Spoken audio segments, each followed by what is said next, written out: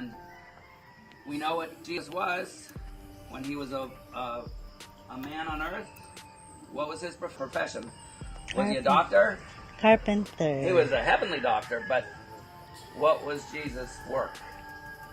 Carpenter. But that's his heaven. But when he was a man on earth, Panday to si he Lord was a Jesus. carpenter. Jesus Panday to was a siya. carpenter, because we know Jesus is the foundation. Jesus is the foundation,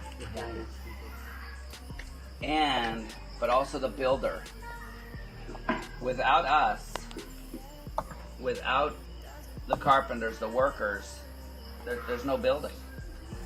Without Jesus, there's no building, heavenly building for us. And then once though I became, and Jesus came in, and it's like, oh, Jesus, please forgive me for my sins. I could feel right away, boom, the God coming in me. And so it's no longer me. I feel me in there because I'd rather go steal a chicken and have a dinner. I would rather.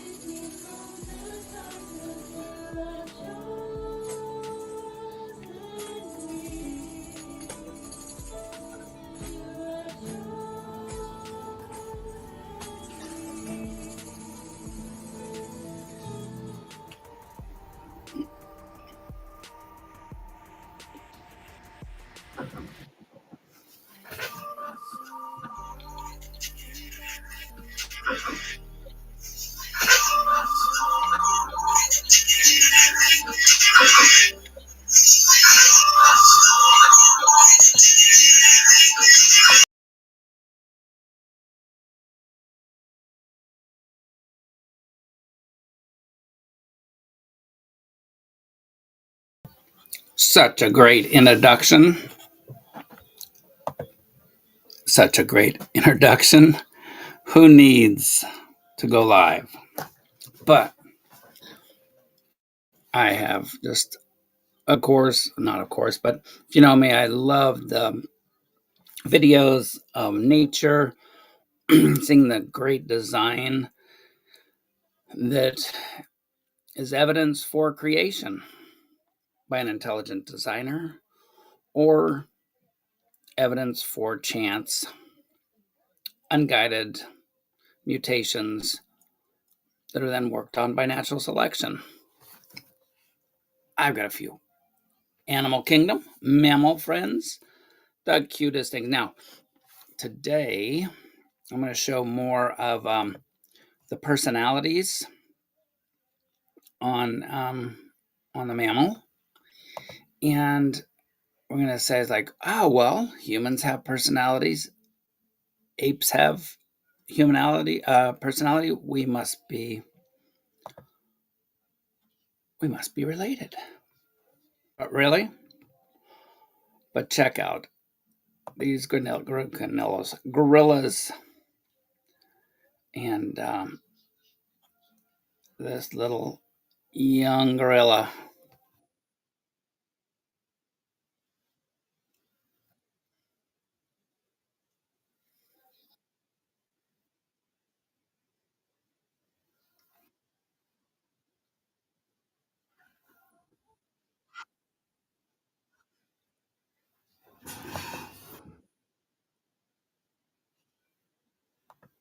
Check him out. He's just bugging the adult.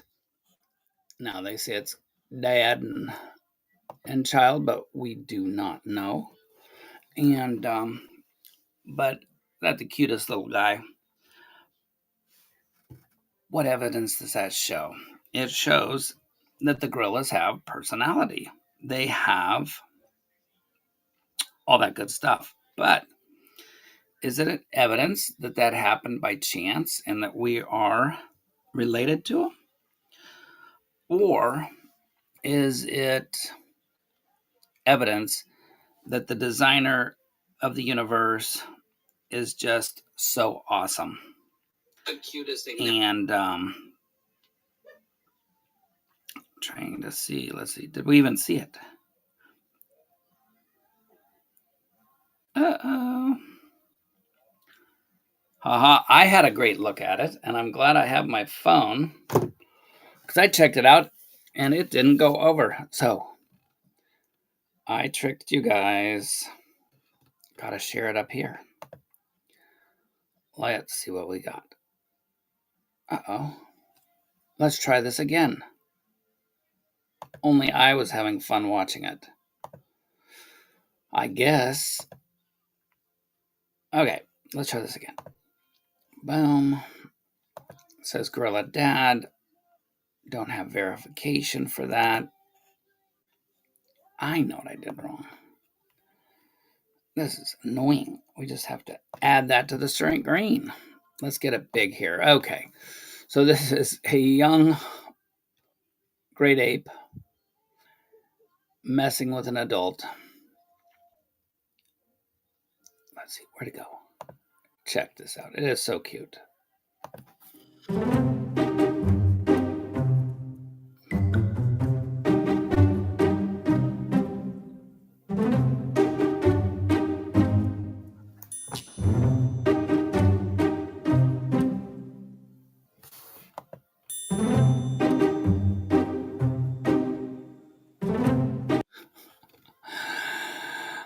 As parents, don't you feel like that sometimes?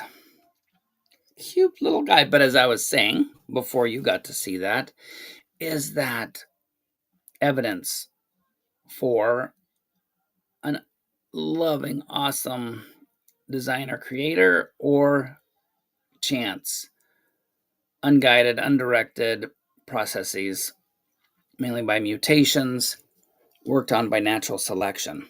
So let's check that out.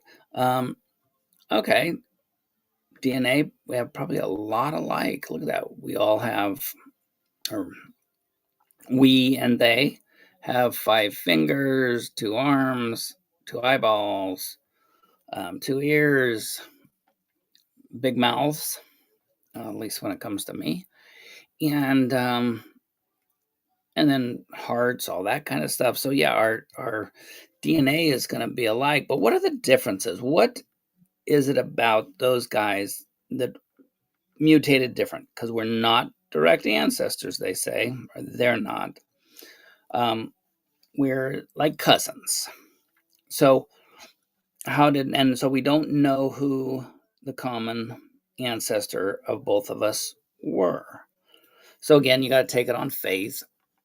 And look at that. We are the hairless apes. So that's mutations. That works. In other dogs, you got hairless dogs. They've lost the ability to have fur. There's the hairy ape. But look at other things. All the mutations that would have to be different. The dude is muscles. They're, I think, 7 times stronger. They can bite through a coconut, I believe is what the quote was, but the bite is totally strong. And as we look at that, yeah.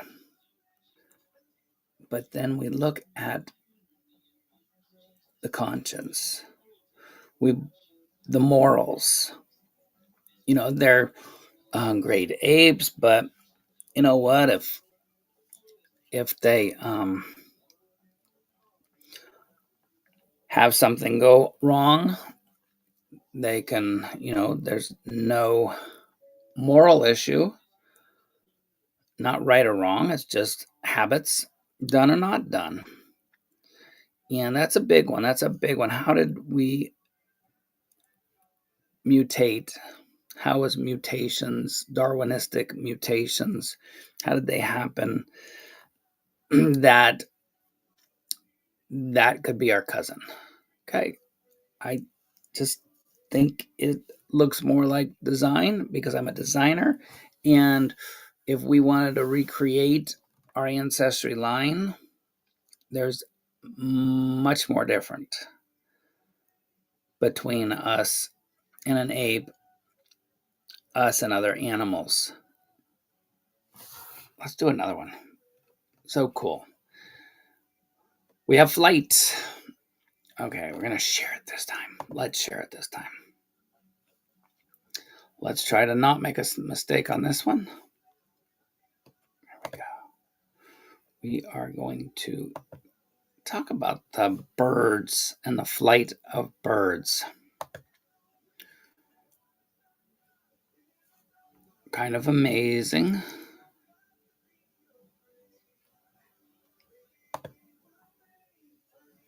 And this is in Genesis History, a show that focuses on God's creation. Now let's get this one set up. But the amazing flight of birds. All right, I think we're going to do it. We're a little slow, but moving stuff again today, and that was hot out there. Now we're going to head back to birdies, and we'll get this started. See what we got. See what their evidence is. Their evidence is just going to be birds in flight. The feathers. Let's see what we got. I really love the whole issue of flight and birds. It's just amazing me to see them so effortlessly. To be able to just take off, glide, land. We go through a lot of stuff to try to get mechanical things to fly, and the beauty associated with it as well. Oh, yeah. Yeah, you can see a number of different forms there. Yeah. There's a lot of doves in here. They're a member of a single created kind. And the one with a really long tail. Oh, yeah, the really long tail. Definitely a mating display. That is very attractive to female birds. Oh, is that right? Oh, yeah, definitely. Well, Todd, here's the question, because I've been involved with flight, and it's a complex thing. I mean, it's not an easy thing. When we try to take some mechanical thing, you have to have an aerodynamic structure, you have to have a propulsion system, you have to have really light wings, control surfaces, all of those things, and it took us a long time before we could just get one up, and yet we see these creatures, very different creatures that have that capability. Yeah. Yeah. How do you see that as a biologist? That is crazy. Now, he went through for me what is needed, what mutations would have had to happen. The body, the light weight, all that good stuff. And you're going to tell me that those were small, gradual mutations worked on by natural selection over deep time. And I'm going to tell you, it's like, okay, you also tell me that mutations and natural selection working on them is to benefit that species. So how many mutations? So you got this, I think we're all in agreement that things didn't come out flying. Came out single cells, then got more advanced, crawled in the bottom of the ocean or swam, and then went on to land, then the flying. That's what I understand. I may be wrong on the newest flavor of evolution right now. And as you look at that, you're going to say, what is it going to do to have this little land creature have a lighter body? Nothing. Maybe it runs faster, but you're going to be, sorry guys, you're not going to bring him to back you up in a fight. Then maybe the wings came first, but then you got these fat little chubby things running around. How could it fly?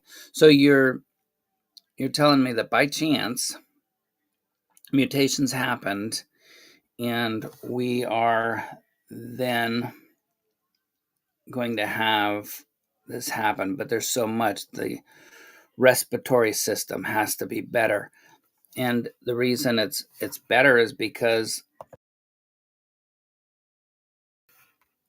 we on land, we got the air, birds and us alike, oxygen, and we're bringing it in, getting it into our lungs.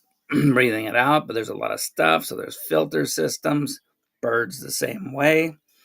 And as you get going, though, the bird has had to have mutations to allow the flight to happen.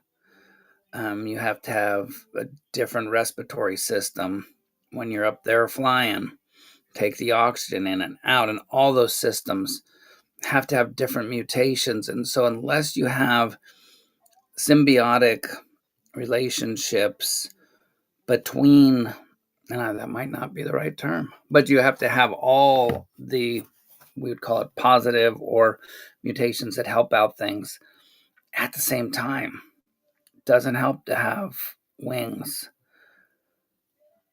in the long run. You'd better off just being the hippo or the rhino.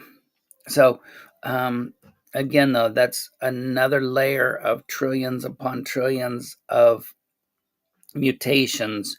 You look at the birds, and I don't know if I showed the one last week. We'll get to it if I didn't show it. It's a little teeny lovebird or a great cheek parakeet. I can't remember what it was, but it looks like a leaf. And it had a hawk sitting there looking at it, just looking around. All it saw was leaves. One little move on the bird, it was lunch. And so again, you have a bird that mutates to look like a leaf. Come on now. Come on. Seriously.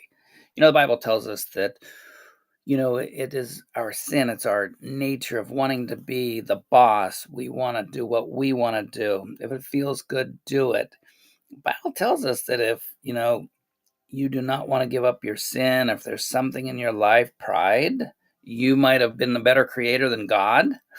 Whatever the sin is keeping you from God, it's in you. It's not God's fault.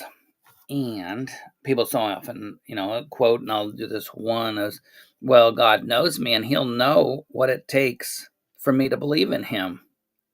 Come on. Come on now, really. I'm going to be a teacher in a university, and I probably know what you need to graduate and pass my class. No, I'm not going. No, here's the book. Read it. I'm not going to hold your little hand. God's not in the business of holding little scumbags' hands, because unless you are different than every other human being, you are or were a scumbag. I was.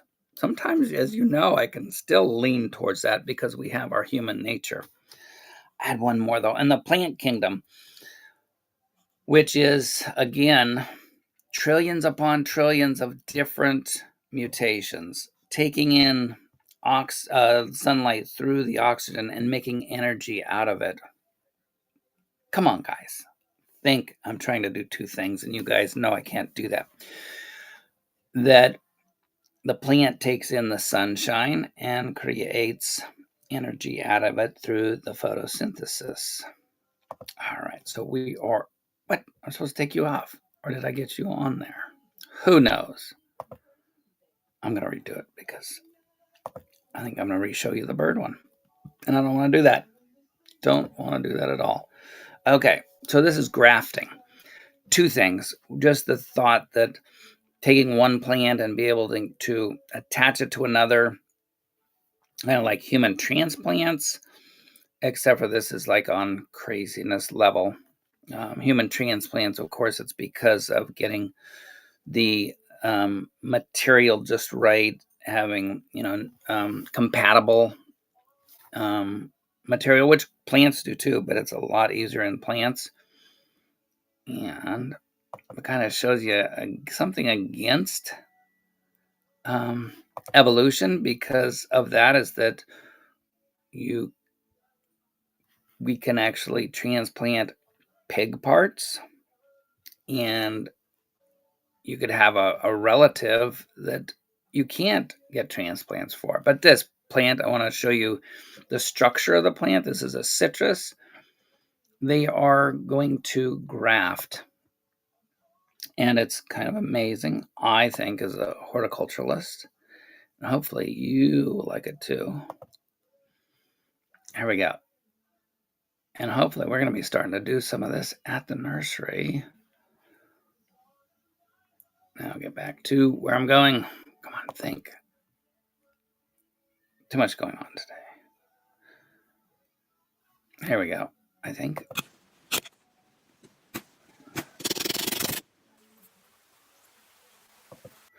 Okay, we're going to stop right there because here's the structure. I don't know if you can see my pointer, but you got the green bark of the citrus. The citrus. It's the outer bark. And then you got the lighter lime green. That's the inner bark, or the phloem. That's where the sap comes down from the leaves to the root system. Then you have that little darker green line. It's really not that, but that's the cambium layer. That's where the lot of the stem cells. Hey, stem cells. That's a lot of the biology, but that's where the line of and this is the inner part that the material goes from, the sap goes from, the juices go from the roots to the leaves. And it's awesome. But look at how they cut it on a slant. They're exposing those layers, and then the same on the top. And then if you turned it around, you'd see the same outer bark, inner bark. Of course, it's smaller, but you have to line up that so the cambium layer will meet. You see a nice flat surface, and these guys will hook together. That was a but check that out. Just showing that how awesome the design of plants are, the healing power, because that's what you're doing. You're making two wounds. You're having a wound on the rootstock, which is the bottom one, and the top, which is called the scion, that you stick onto it. And they are actually healing together. They form calluses, they grow together, and then the attachment of the phloem and xylem, that's where the fluids go up and down the stem, will hook up together.